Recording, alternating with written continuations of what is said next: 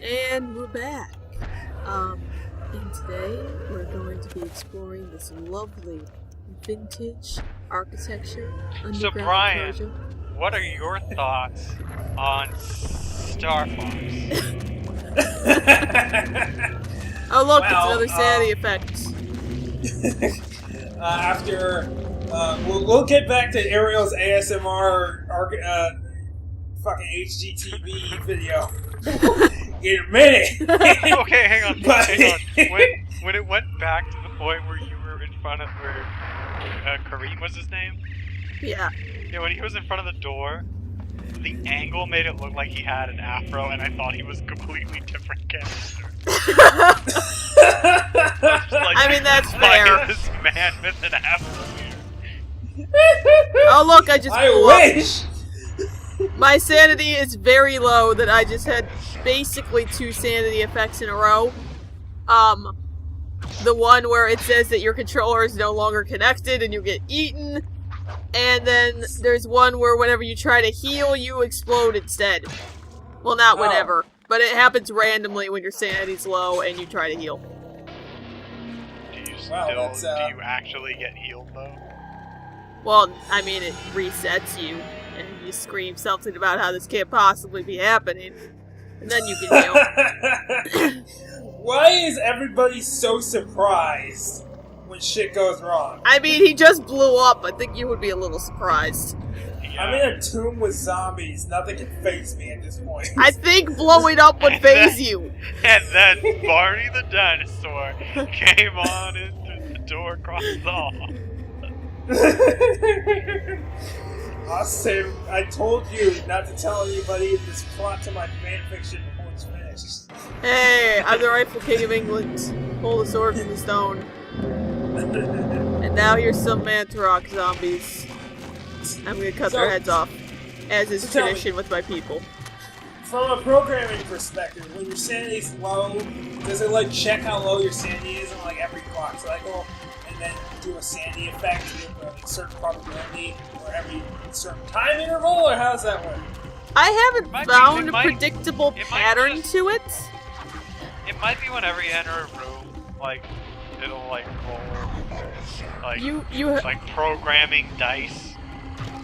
Well, let's see. And depending on how low your sanity is, it'll increase the chances of you getting one. That's not impossible. A lot of sanity effects happen when you enter a room. So, and then some of them will just happen when your sanity starts to get low, like the blood dripping from the ceiling or the music changing. And then again, the body, you exploding when you heal is not super common, but it's not, like, tied to any particular variable besides your sanity being low and trying to heal, I guess?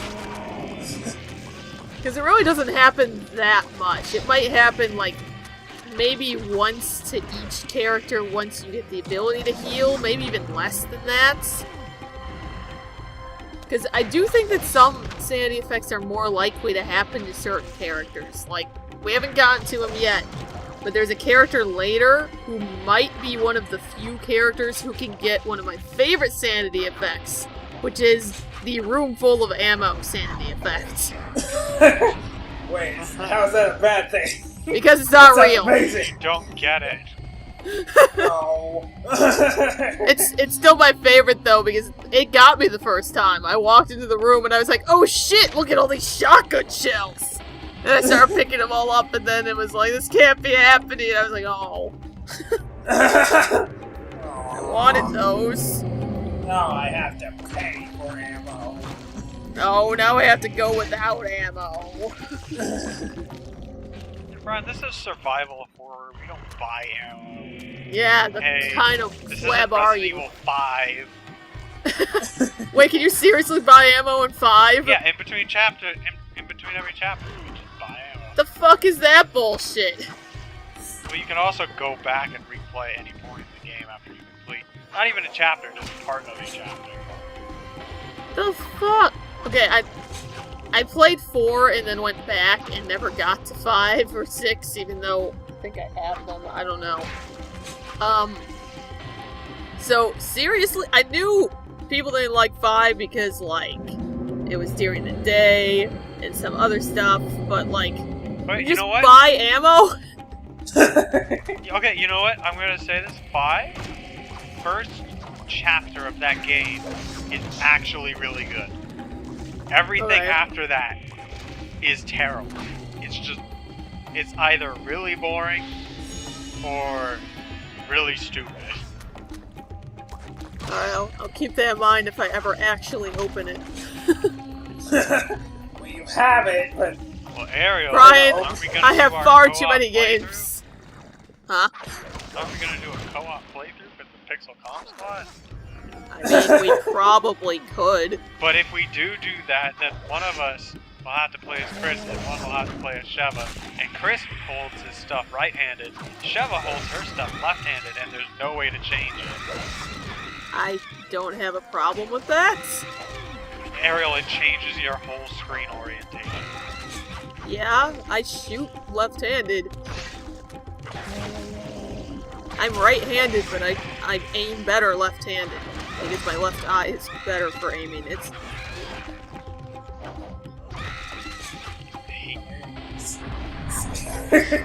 Seems like it works out. At any rate, I should probably play the game before we co-op record the game. So we'll see. We'll get there. Going blind. It'll help us fulfill our, standards of Pixel Comp quality. Okay, you know what, Brian? Just because you don't know what you're doing on games you've actually played. Now, see, I don't mind recording games on the first playthrough, necessarily, but normally, I will cut out when I don't know what the fuck I'm doing. And then I figure it out, and then it's all good. Brian, on the other hand... No, I would only record a game on the first playthrough if it was I don't have to figure anything out. I just have to get from point A to point B and shoot everything or something. Hey, I've got a spoiler. I think most of the games I've played have been my first playthrough of the game. Let me see. Not A Link to the Past. Fuckboys, Alice is Dead, and Undertale. I had seen other people play, but had never played myself. Toho, I'm literally terrible at, never played. Psycho Waluigi, I never played. Off, I had played, and obviously I've played Eternal Darkness before. So. Way to be the overachiever of the squad. Well, it's just that I don't have a lot of free time, so if there's a game I want to play, I might as well record while I'm playing it. Nope. I noped out of there. I was like, never mind. I want to climb back over these rocks. Oh no! No! I just died of fear, apparently. They didn't even touch me. I'm a little confused. Well, you didn't even explode or something? No, that... we know you're keen on that. I mean, that was 100% a sanity effects. But they weren't just doing anything. They just I just fell over. Oh. I'm a little confused, I will admit. Also, fuck these trappers. I'm gonna kill them with my chakrams. Just stomp on them. But then they can teleport me to the trapper dimension. Okay, I was not aware of this incredibly... Brian, it's happened before. Well, I don't know what the fuck is going on! Okay, so that emerald that's not emerald. The ruby effigy. Him and the next 2 characters in Persia will each find their own effigy, which is optional. You do not need these effigies to finish the game. But if you get them with each character, then the last character has an extra puzzle they can solve. Not really. I actually messed it up because I was being stupid. Okay, well, screw that! And then I had to fight a horror because I messed it up, and I was like, God damn it! I don't even remember what I got for it. Oh, no, I do remember what I got. Okay, it's optional, but it's helpful. You do get something for doing it. Is it an AK-47? No, it is a permanently enchanted sword for Alex. Ooh! So you can stab things harder than you would otherwise. No, so you can do extra damage to Ulyaoth without having to enchant your weapon every few minutes. Also, this is the empty inventory sanity effects. See, it seems like a lot of these might just be annoying. Anyway. Now I'm gonna go through this gate. Or I'm gonna save first because I actually died and I cut out an entire run through of this room because I died, so that's why I'm saving. Because I get some Mantarok zombies and 2 horrors at the same time, I think? Or did the horrors come later? I don't know. Ariel, stop saying whore, Jesus. It's not my fault that they're called horrors! Enunciate, damn you. The big ones! But not the Guardians, which we haven't actually gotten to Guardians yet, so you don't know what those are. Oh. You know what? I just realized our anniversary video was us bitching about the Sonic franchise. Honestly, we couldn't have done it any other way. Oh my god! That is so fitting! Oh my god. And us talking about how we wouldn't mind if Sonic just died. Happy anniversary! You know what? I'm sorry that the first game I recorded was Luigi's Mansion and not a Sonic game. I'm sorry. I'm not. Also, this weapon really enhances my hit them over the head technique. Because it is a very heavy weapon.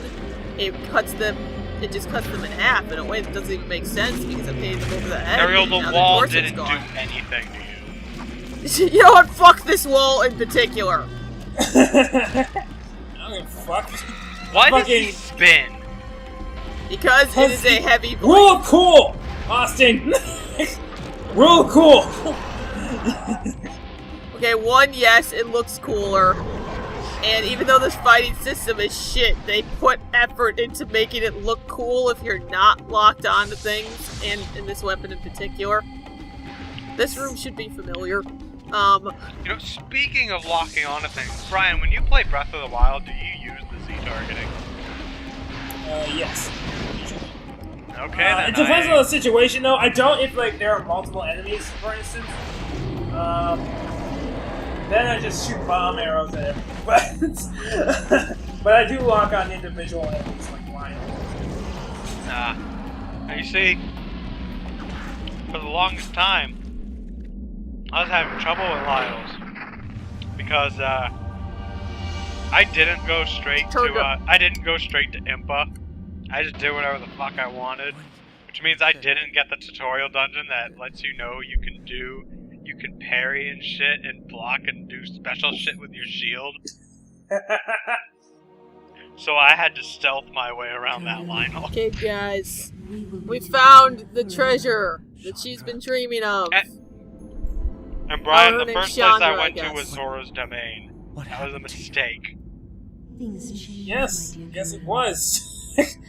See, I stealthed my way past that Lionel too, but that's just because I'm awful, not because I... Well, actually, you know what? I had not mastered the parry system and all that yet, so...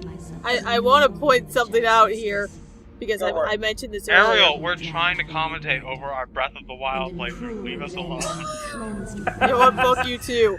Right, Anyway, Chandra here, that's apparently her name,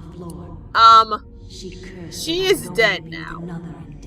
Because she, you know, she sent Kareem for this treasure and was like, yep, I promise I will wait for you. And then he left and she's like, well, he's been gone a while, so, she gave herself to a nobleman and his wife was like, well, fuck this shit, and had her killed. If we are to be together again. What? And now she's been cursed to be with another only in death. We be together. together. You know what? Sacrifice. This storyline would be perfect for Disgaea 4. Light. Don't break promises. Me. You really don't look so good anymore. You must Okay, forget also, the past. that's one of the funny lines just there. She's like, You no, You I'm don't not gonna look be so with good you. anymore. Yes!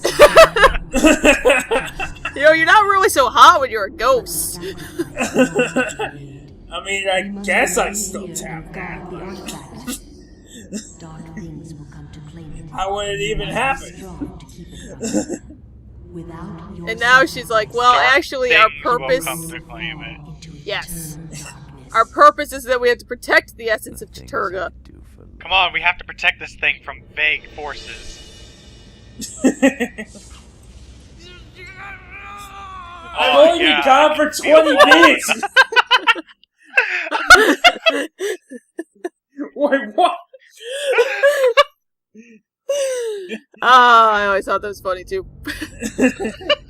Oh, we're gonna get an Uliath scene here, and I can't hear him anymore. Or no, we're not. Oh, We okay. should. I thought that was an ad. Nope. Oh yeah, this is what we get. Hell? That is actually not a sanity effect. That is what I call a scripted sanity effect, like the bathtub thing you guys both missed earlier.